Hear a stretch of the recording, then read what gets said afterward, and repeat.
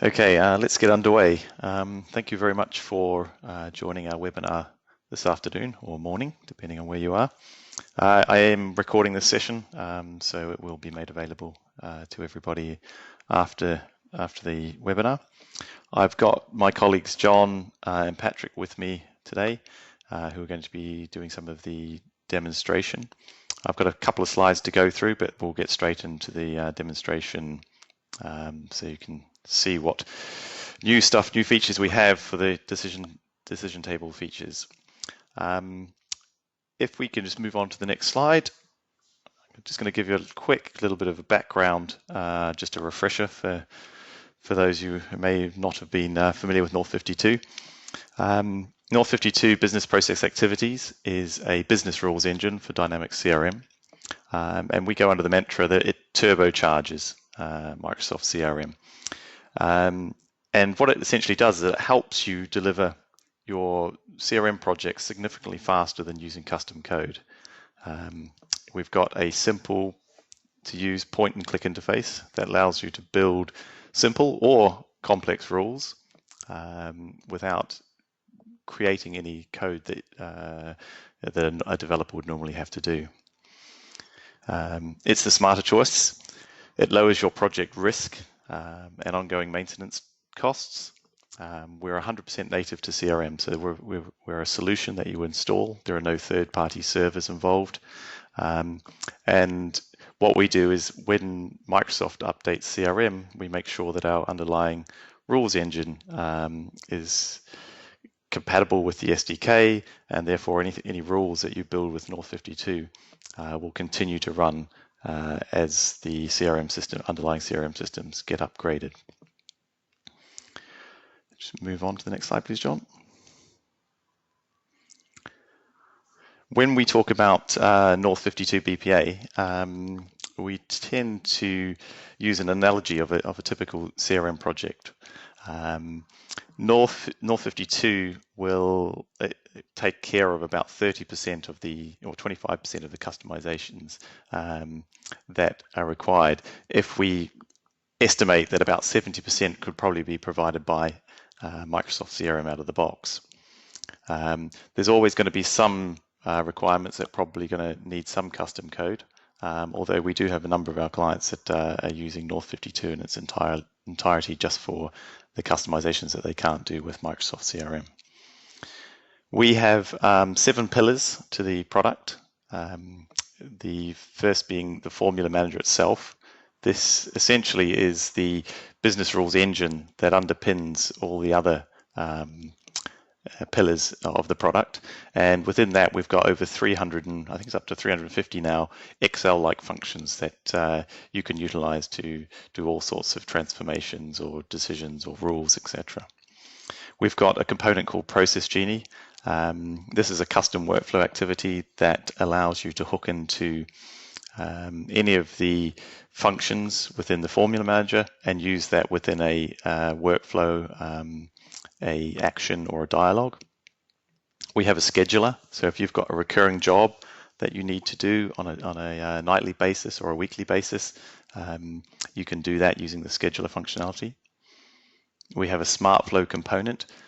This is where you have more complex business rules or business logic that you need to put into a North 52 formula, and it basically allows you to layer many formulas on top of each other and execute them, and similarly to the out-of-the-box workflow editor where you can create lots of steps. SmartFlow does the similar sort of thing with North 52 formulas.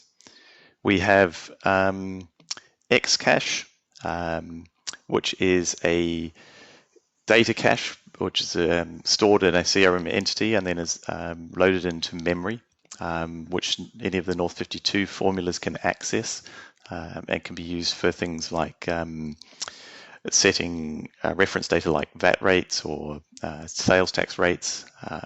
Can be used for things like usernames and passwords for your Web Fusion, which is the REST API connector. So if you want to store username and passwords, you can do that in Xcache securely. Web Fusion is the ability to connect to REST-based web services. So you might want to send an SMS message, do some data validation, or have an internal system that you can connect to, and you want to hook CRM up to that. You can use the Web Fusion component to do those sorts of functions. Decision tables is what we're going to be talking about today. This is essentially something that makes complex rules and actions easy. So we just move on to the next slide. Just a quick overview. Essentially, a decision table is a simple visualization in a table format. So it's very easy to see your rules laid out in an Excel-like table. You can easily understand what sort of rules are in place by just scanning the conditions and the actions on the decision table itself. And it's very useful for facilitating an understanding between the testers, business analysts, project managers, and even developers as well. They can all open up a decision table and see fairly quickly what decision logic is going on. And with that, I'm going to pass you over to John, who is going to go through a few decision table scenarios with you so you can see what can be done. Thanks, Bruce. Bruce, just to confirm, you can hear me?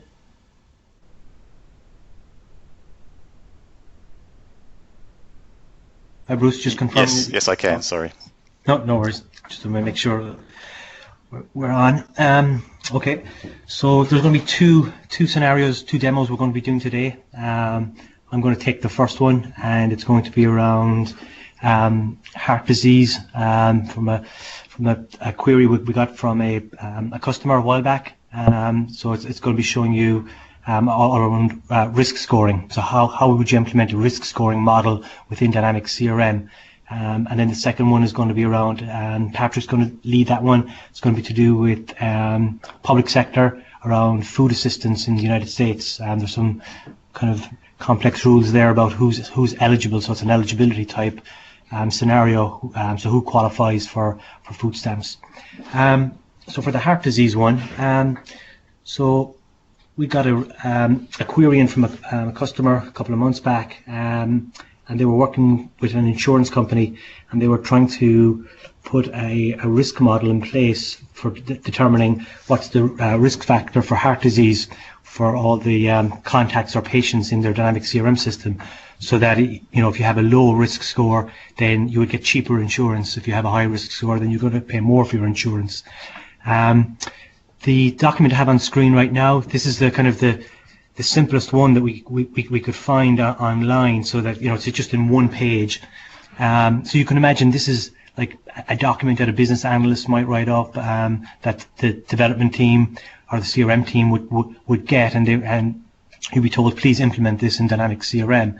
And you can see here what we have is there's a couple of different sections. There's all these risk factors, so family history, cigarette smoking, obesity, etc. And then there's some criteria, so these are all the rules. And then we have a very simple scoring system, +1 for each one that is a match, and then it gives you an overall score. So if you had a score of, let's say, 5, that means you're in a very high risk for heart disease, so you're going to be paying more for your insurance. While if you're maybe a risk score of 1, then you're going to get the insurance a lot cheaper. There's many documents. If you Google in coronary artery disease risk factors, you'll see lots of different models. There's lots of these that are a lot more complicated, but we just kept this one just for this demo nice and simple. So you can imagine you get this document from your business analyst team. How would you go about implementing that in Dynamics CRM? So the way that we model something like this is by just going to Dynamics CRM, just make it a bit bigger. So actually, just for people who might be seeing NOR52 for the first time, so this is Microsoft Dynamics CRM. We're a native add-on for Dynamics. You can see here we're just adding a sitemap menu, and I'm just going to go to a list of the formulas. So these are all the business rules, and then I'm going to open up my one for coronary artery disease risk scoring. And what you're going to see here is you're going to see our decision table. So we're actually going to show how it's modeled first. So you can see here's the decision table, and you can see I'm on a tab called risk score. So it's very like Excel. That's how we've tried to model it. So we've spent lots of time looking at lots of different business modeling pieces of software like SAP, Salesforce, IBM, and a lot of them, they've got drag and drop editors, but some of them have decision tables. And when we first released this, maybe about a year ago now, we found that decision table was the fastest way to create complex business rules in Dynamics CRM. There's just no faster way than having this like structured Excel format in CRM. You can imagine the existing workflow editor in Dynamics CRM. It's very kind of clunky to build up extra steps. You can't move them around, and even if you could move them around, you can't easily copy and paste them. Well, we bring all that features, like Excel-rich features, into Dynamics CRM. So it's just like Excel because we have a list of sheets down the bottom. So you can see we have for each one of those risk factors that we had here, like family history, cigarette smoking, we've put a corresponding sheet. So you can see here I've got one for smoking, one for lifestyle, and each of these build up the rules. So it keeps them all nicely segregated, and then it runs through all the rules, and it's basically coming down to this master kind of sheet, this risk score. And what we've done is we've got these conditions and actions across the top. So the conditions, you can see here, we're looking for, on the first one, we're looking for a smoke risk. So is it equal to true? If it is equal to true, then we're going to assign a risk score of just 1. The same for lifestyle. If that evaluates to true, we're going to assign it to 1. And this is it's a running total. So if I was to show you, if I toggle the advanced mode, you can see here we've got a plus equals sign in here, and there's lots of different operators that we can use, but this is just a running total. So it's going to sum up the values. So when it sums up these values, where is it going to put the result? So over here on the left hand side, I'm going to go to my register tab, and you can see here we've got an entity called patient vitals. So we've connected into the patient vitals entity, and we've said whenever any of these fields change on the patient vital, we want to execute the decision table, and the results, you can see the target property, so the target entity is patient vitals, and the target property is the coronary artery disease risk score. So that's just a whole number field within Dynamics CRM. And then just for completeness, you can see here the formula type we have is saved current record, and it's executing server side. So that's pretty straightforward. So I'm just going to give you a quick demo of what that actually looks like in Dynamics CRM. So if I bring up a new tab. So what we've done is we've used the contact entity, so contacts, to represent patients. So if we go into Aidan Grace, my brother, you can see over here on the right hand side we've got a subgrid called patient vitals. So I'm just going to open up that record. So you can imagine, they'll be doing, your insurance probably once a year, because that's when you renew your policy. So you'll be creating a new patient vital record every year. So you might, you'll see some of the items in here. If you start doing a lot of exercise, or if you're, stop smoking, then your risk score goes down. So you can imagine you'll be entering a patient vital record once per year. So this is one that I've already created. So you can see here again, I've broken out just all the questions from the documents that we got into sections. So we've got the smoking section, current smoker, it's a yes no, smoker in the last 6 months, yes no, and environmental tobacco exposure, and that's basically going here to this cigarette smoking business rule that we have. So that's how the mapping is done. And then when we take in all these values, so we got hypertension, so you got the systolic and the diastolic blood pressure rates as well, any of your family history questions. So we get all this data into CRM, and then when we save this record or change a value on the record, it's going to modify this risk score here, so the coronary artery disease risk score. So if I was to come in and let's say I made a small mistake on creating the data the first time, and I changed my current smoker from no to yes, and then I hit save. So what's happened there is the decision table is actually executed in the background. And can you see the coronary artery went up to 2? If I go in and say that my father, so sudden death before 55, and I put that to yes, hit save, you can see it's just gone up to 3. So you can see there where there's like a running total. So it's actually, what it's actually done is, if I just go back to the decision table, it executes it from left to right. So each decision table, so like smoking executes first, then lifestyle, then obesity, and then it all comes into this risk scoring master spreadsheet that does the summing up and places the result in the field for the risk score. So hopefully you can see there that by using the decision tables and the Excel structured, that it's easy for like a business analyst. You can imagine if the functional consultant or the developer handed this over or took a screenshot or even printed out a report and sent it to the business analyst, he could actually work out what's actually happening because it's very much in English, as you can see here. Just to talk about the individual decision sheets that we have. So the first one, smoking. What's interesting about this one is that it's got condition R's across the top. So therefore, what we're saying is if he's a current smoker, or he's smoked in the last 6 months, or he's got environmental exposure to tobacco, then the overall result is set to true.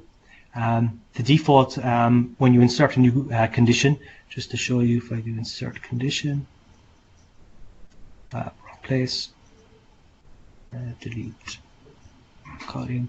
So if I wanted to put in a new one here, so normally it comes in condition on its own, which is just an AND. The default is AND.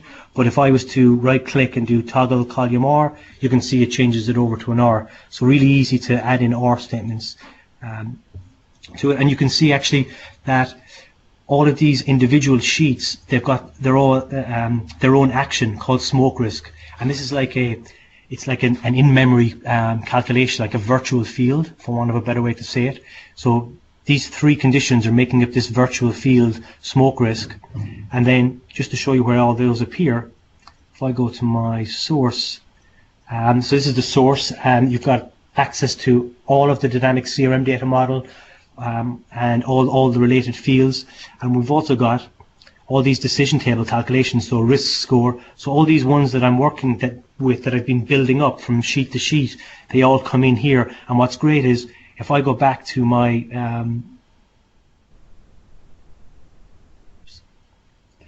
risk score, so if I want to bring in the smoking, let me just bring that over a bit. If I want to bring in the smoking, how I actually built this up day one is it's just all point and click. So I can just click where smoke risk. I just click on smoke risk, and you can see it just brought it into the master risk scoring model. So any of the ones to the left hand side, you can just with a point and click on the under source, you can bring in those data values into the master risk model. If I just go back to the smoking one, let me just collapse that down. So that was the smoking one. It's just got the condition R. The lifestyle. Interesting one with the lifestyle is that there are just all conditions. So these are just all ANDs, and you can see here it's just going in off of a whole number field. So the weekly exercise. So how many times do you exercise per week? So if you exercise less than 4 times for less than 20 minutes, moderate exercise, and less than 10 minutes vigorous exercise, then you know you've got a risk of +1. Or we set the lifestyle risk to true, so on the master sheet that'll set it to +1. This exercise, so if you were to read up on all the heart disease documentation, it's to do with usually the amount of oxygen that you're getting in, and they actually have very specific rates of oxygen that decide whether you're moderate or vigorous exercise. So we just put in 10 and 20. Obesity.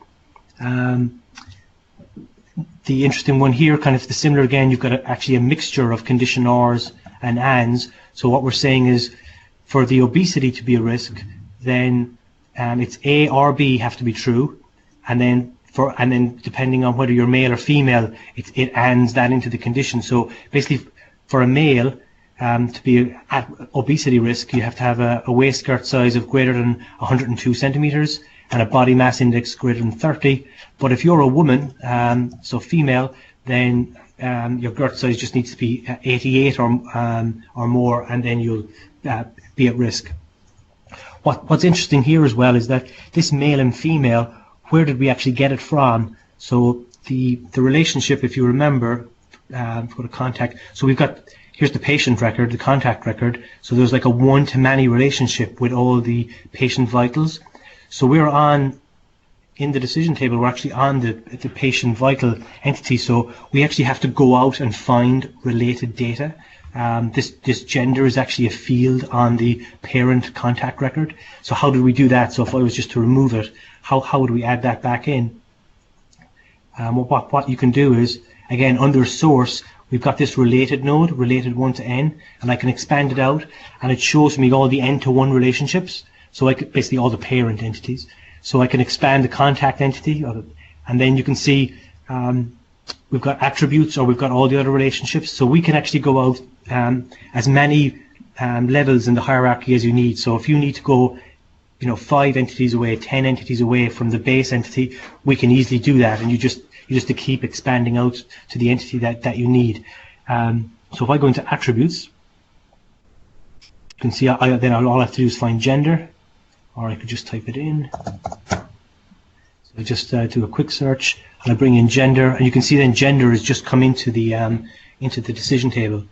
For those who are a little bit more technical, just to show you, toggle advanced mode, you can see here what it's after doing is it's after bringing in, if you look here in the formula, it's going north 52, the patient vitals, then it's going out to the contact ID, so that's the parent, and then it's picking up the gender code, that option set that's on that field.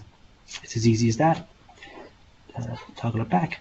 Then for hypertension, this one's pretty straightforward. It's just all condition R's again. I'll skip that one because I can never pronounce the word. The interesting one here is around how we do betweens. So this is to do with impaired fasting glucose, where you're between a range of numbers. So what we've done here is that if your impaired fasting glucose level is between 100 and 126, then you're at risk. Or if it's the glucose tolerance, then it's between 140 and 200. And the square, you can see there's a double bracket at one side. That means it's inclusive, and a square bracket means it's up to that value but not including it. So we have a whole range of options there for putting in using betweens, either inclusive or exclusive on the left-hand side or the right-hand side. And then we go to the age gender one. What's interesting here is that we have a calculation called age. So it was 55, basically you're at risk if you're over 55 years of age for a woman. Actually, that should be the other way around. It should be 45 for a woman and, sorry, no, it's 55 for a woman and 45 for a man. So what we need to do is calculate the age of the person. So that age is not actually stored as a field in Dynamics CRM. So we're able to calculate that field in memory as part of the decision table execution. So the way we calculate that age is we've got these calculations and actions. So if I go to calculations, you can see here I've got a calculation just called age. And if I toggle the formula box, and you can see here what that calculation is. So it's doing a date diff on the, and again we're using this walk the tree functionality, we actually call it, going from patient vitals to the contact, getting the birth date of the parent contact, compare it against today's date, UTC date time, and we're getting back the number of years. So it'll actually tell me how old somebody is. And the great thing about this is it's all calculated in memory at runtime. So just it'll be just done immediately, and you'll have that value of 55 or 29 or whatever the patient's age is within your formula to use. Toggle that one off, and then family history, that's pretty straightforward. They're just all condition R's, and that one's pretty straightforward. So all of these, as you can see, they're all individual rule sets, and they're then coming, as I said before, all into this master risk scoring. So when any of these, so the way this master table executes is it does it row by row. So if I could just show you here. So this one here, we've got these advanced options. Exit this decision table on first match. Exit all decision tables on first match. So basically we have this turned off. It means it's a multi-hit decision table. so when it's turned off. So that means each one of these rows will be evaluated. So it's going to check every single one. So let's say the obesity risk was true and the age risk was true. So that will give you a 1 and a 1. So that gives us the overall value of 2, and then that's put in the risk score field. That's the core of it. Then just for people to know, how does this get deployed? So if I go back to my register tab, I go to deployment. So you can actually pick out the solution that you wanted to deploy this in. So how do you move this from development to test to production? So I can pick out, say just the North 52, the standard deployment solution. And therefore this decision table is put into that deployment solution. So you just need to export that solution from your development system, import it into your test, click publish all, and then you're ready to start testing. And you can actually open up the decision table, and it'll look and feel the exact same ways as you were in your development system. Is there any questions on that?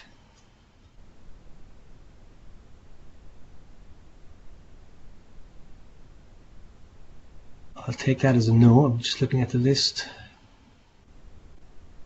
Can you add multiple conditions? Yeah, you can actually. So just to yeah, so if you wanted to, if you want to go in and bulk, so if you select 3 rows, it's just like Excel, and you were to go insert row, you can see it's just after inserting 3 rows, and then you can fill it out afterwards. Yeah, and then you can drag and drop as well. So not really applicable to this one, but you can just go in.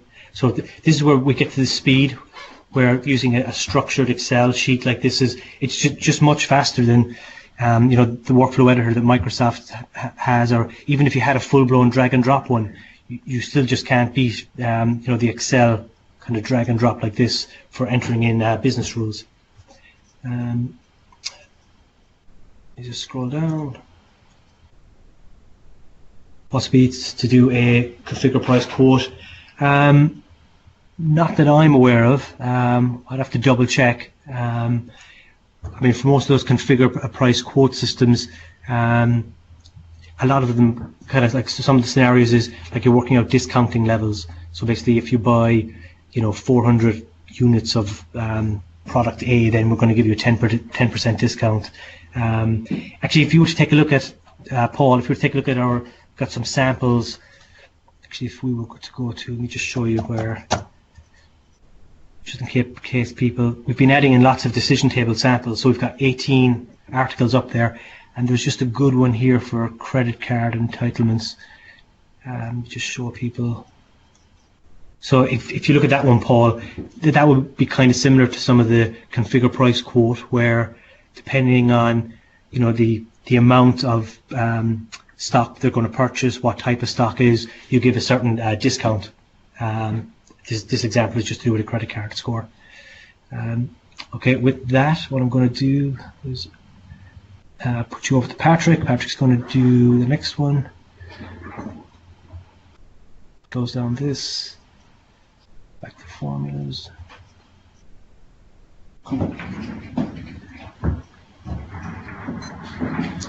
Hello everyone, my name is Patrick.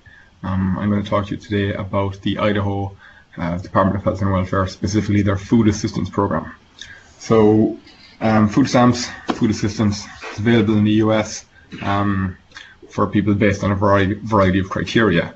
So in this particular instance, the criteria we have here is, in order to be eligible for food assistance, you have to be either a citizen or legal immigrant within the US. You must be resident in the state of Idaho. Your household income, and actually it's going to draw attention to that, your household income, not your personal income, must be less than the program limits for your household size, which are listed here on the right. And then with some exceptions, obviously you must be in work or in some kind of training program, etc. So some of this isn't that complicated. For example, citizen or legal immigrant, that's basically an option set value. Same for, are you in employment, are you in a training program, etc. But here now for the household income, so it's on the right hand side of the menu here to display. So for a household income of 1, your gross income must be less than $1,276 for 2, etc., for 3, for 4, for 5. So as you can see, it lists values up as far as 8 residents. And then at 8 residents, it's $4,430 is a household income. And then for every additional person living there, 9, 10, 11, you add an extra $451 on. So I'm just going to go now and show you how we have that implemented here. So Idaho Food Assistance.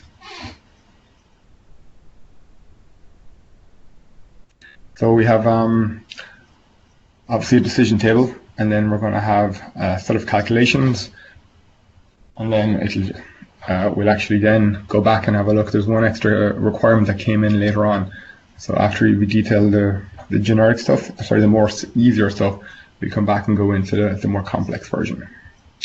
So this is a very quick overview of what the decision table is like. So as you can see, immigration status here, as it's an option set. What we have here is in this, it's actually 2 options. So what we're saying is here for immigration status, we want this column to be true, for want of a better term, if they're either a legal immigrant or a US citizen. Then we have here, same again, on employment status, they must be either part-time employed, full-time employed, or on an approved training course. And again, these are option set values, so this will evaluate the true if they're in either of those. Then we have, I'm just going to go back and go through calculations very quickly. So resident in Idaho. So the model that we used for this was that we converted the contact entity into a resident, just changed the name of it, added a few fields. The same then for the account, we changed it into a household entity. So over here, the formula. Just going to open it up now and we can have a look in the color. So it's an in, upper, find value, etc. Basically, all that's doing is it's going out to the associated primary residence, which is a lookup field for the accounts, returning back the address one state or province code, doing an upper, which basically turns it all into capital letters, and then we just see this function return true if the state or province is either ID, as in ID is typed in, or Idaho in full is typed in there. The next one, we do a find sum. So basically, this is a very simple one. All we do is we go off and we find any contacts where their primary residence is listed as the current resident, for want of a better term. So, sorry, pull this one up here. So find sum, we get all the contacts that are living in the same property and we get their monthly income. Sum it all together, it just comes back as a number value, and this value here where it says 0, just people who might not be familiar with NOR 52, that's just where you can set your own default value, nice and simple. And then finally, this guy, we just do a find count on all of the contacts that are currently resident in that premise. That's all it is. So anybody that's resident there, this will tell us how many people are there. So our 3 calculations, if the person's resident in Idaho, we'll return a true or false. Household income will actually give us a numeric value, and household residence will give us a numeric value of the actual people living there. So you go back to the decision table, and we expand out and we go to calculations. So as you can see, because they're listed as calculations, they're now available here in calculations on the left-hand side. So we have here resident in Idaho, true or false. Their household income, again, the value is returned here, and we just say that if there's currently 1 person or less, well, in this instance 1 person, there has to be maximum household income allowed for that property, 1,276. Looks like I actually here we are. Then for 2, it's 1,726, etc. But now, if you go back here, we can see that for each additional member, it's $451. So we have to add that. So we handle that right here with this guy. It's a very simple line here. So what we say is that if the number of household residents in the property is greater than 8, then what we do is we take the value 4430, because that's the max number of the maximum allowed income for 8 people, and then we deduct the number 8 from the current number of household residents, and then multiply that by 451 and then add it. So basically, it sounds complicated, but basically all we're doing is saying, imagine there's 10 people living in this property. So the income limit for 8 people is $4,430. Now we have to add on an extra $451 for each extra resident. So that's 10 residents minus 8 gives us 2, multiplied by 451 gives us $902, and then we add that to the 4,430. Now that actually expands out as well, so there might be 20 people living there, 30 people, it's just a calculation. Because we use the inherent Excel formatting and the inherent Excel actions, it's very easy to add that kind of logic into an R52 decision table. So just going to go back now here to the risk factors, or sorry, to the food assistance, because there is an additional requirement here. So effective July 21, resources must be under $5,000 to qualify for food stamps, and then a whole list of resources: cash, bank accounts, stocks, bonds, etc. So for the purpose of this, we didn't actually input all of these types, but we did just create another one called savings. So I'm just going to do is go back and very quickly update the existing decision table and put in that calculation. So, one second there. So, first thing we're just going to add in is, under the calculations tab, a new calculation called current date. It's going to use the existing R52 formula, UTC date. So that's going to return back the date for everyone. Then we're just going to add in the value July 2011. So we're just going to use the create date formula.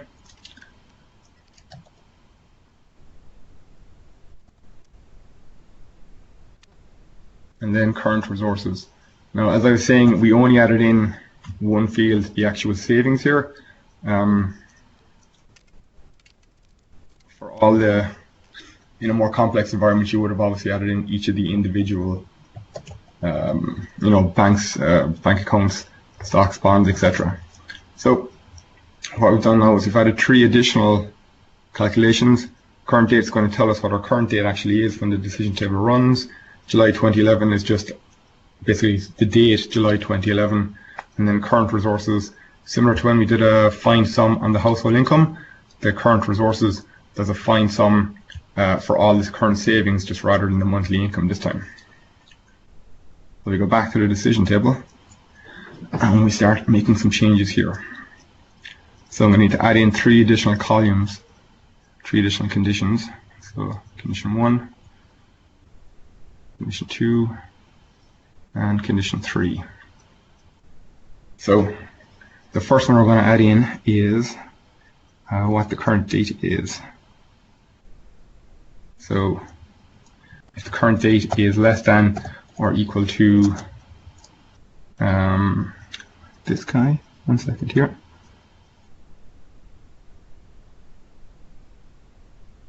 Sorry, July 2011.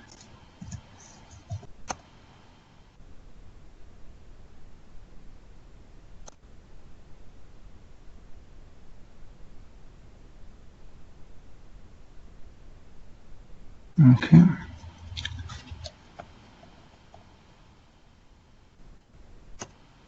We want the current date to be less than or equal to July 2011. And I'm just going to very quickly add that to all of the existing requirements. So now what's going to happen here is, at the moment the way it's laid out is that you have to be a legal immigrant or US citizen and a resident in Idaho and have the correct employment status, and your household income has to be below limit, and the date needs to be before or after July 2011. So that's fine in some instances, but it's not going to work in all instances, because obviously it's no longer July 2011. So what we're going to do is add in another one here. I'm going to say after July 2011 and drag it down. So as per the requirements, after July 2011, your current resources have to be less than $5,000. So just gonna add in current resources here.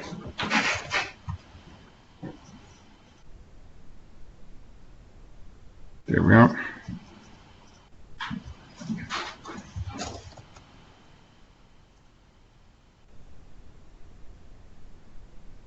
Okay.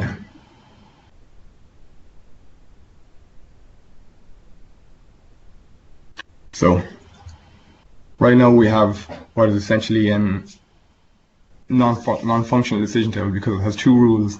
One that says it has to be before July 2011, and the other one says you have to be after July 2011. So obviously it's not exactly what we're looking for here. So we're going to put an or condition on these. So the way we want this decision table to actually read is that after it's evaluated everything on the left over as far as household income, we want to check, is the current date before July 2011? Or if it is after July 2011, is the current resources less than $5,000 as well? So this is where we go in here, we add. So I can do toggle column or. So the first time I do this, what happens now is it says it's household income less than 1,276, or is the date below less than July 2011, or is the date after July 2011, or is the current resources less than 5,000? It's making progress, but it's not exactly what we're looking for. So we're going to come along and hit toggle column or again. So this is going to create what we call a compound or. So this guy we want to be by himself because he's not part of the other two conditions. Both of these guys, we're just going to add the number 2 to them. What that means is we're telling the decision table that we want both of these calculations to be evaluated together. So now when the decision table is going to execute this kind of logic, what it will actually do is it will check, are they a legal immigrant or a US citizen? Are they resident in Idaho? Are they part-time employed, etc.? Are their household income limits acceptable? And then they'll say, and is the date before July 2011? Or if the date is after July 2011, are they also less than $5,000 in current resources? So we can very quickly and easily add in quite complex functionality, quite complex, as I said, like ors, ands, in all kinds of formats to meet just about any kind of business rule and requirement. Now, that was possibly a little bit complex, but does anybody have any questions on it or want to see anything?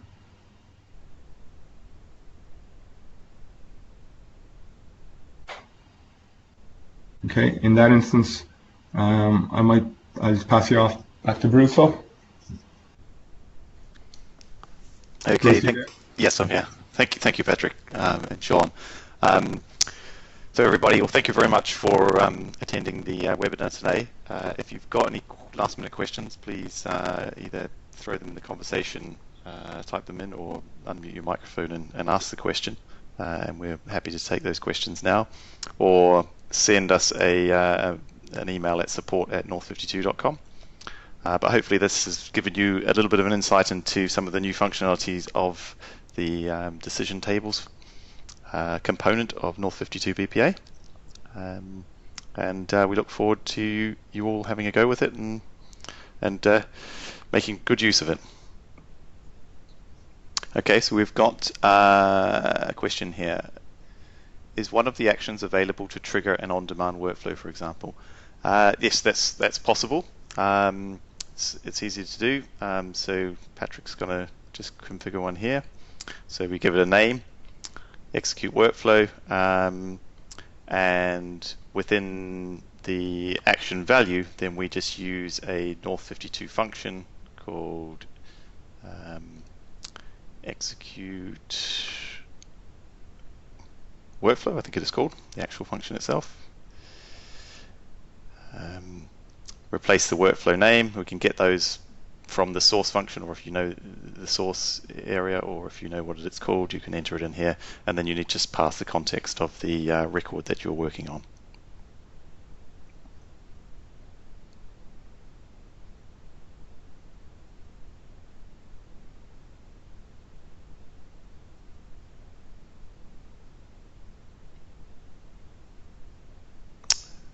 Are there any other questions?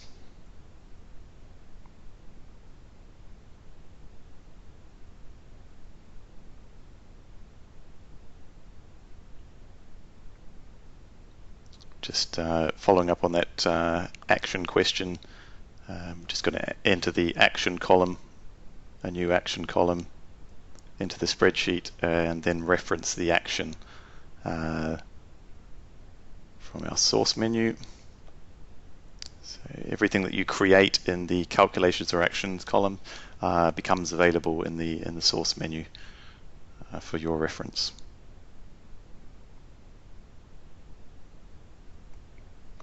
Question around, can we bring in data directly from an external database or system? We can reach out to external systems using our Web Fusion component, which we can call out to any REST-based API. We can't call directly to any database directly, I believe. John or Patrick, do you want to clarify that one? Yeah, so we can't obviously call it a database directly, like a store procedure or a select, but we can call any REST-based API. So you might have some external data, in an Oracle database, or just somewhere on the web that's exposed via a REST web service. And what we have the ability to do, go to functions and just type in REST. We've got a function here. Let me actually give you an example of one. So this is an example for Twilio. So Twilio is a very common SMS platform for sending and receiving text messages. So here we've got the call REST API function, and then you give it the URL of the web service, the resource name, whether it's a post, a get, a put. Then you pass in any parameters. So for an SMS message, you're passing in the telephone number that you're from, the two number for the mobile number, and then the message you want to send. So just North 52 rocks, and then you can enter in the username and password for the web service, and that will make a call to that web service to send an SMS message. But in your case, it might be to send get patient details. So there might be a web service called get patient details, and it would give you back a JSON document of all the patient details, and then with that JSON document you can load it into, or you can map it, into a contact record within Dynamics CRM. A lot of customers actually do that for SAP. Actually, they have data in SAP, and they use the North 52 call REST API function to bring data into Dynamics CRM, and then they use the scheduler component to execute that every night. So what they're asking actually for an SAP scenario is the call a web service, give me back a list of all the contacts that have changed, and then we get the data back in and we synchronize it. And then they'd also have one, get a list of all the new or changed orders in the SAP system, brings back that data, scheduled to run every night, and loads it into, say, the order entity within Dynamics CRM. Great, thank you, John. It has to be REST. We don't support SOAP. Most of the world is moving away from SOAP, and 95% of all web services are now REST based.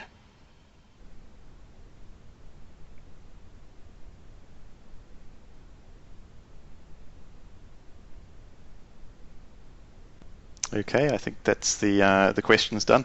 We'll have a recording of this session made available later on, and I will send that out as an email to everyone. So thank you very much, everyone, for attending today's webinar, and we look forward to seeing you again soon on another one. Thanks, everyone.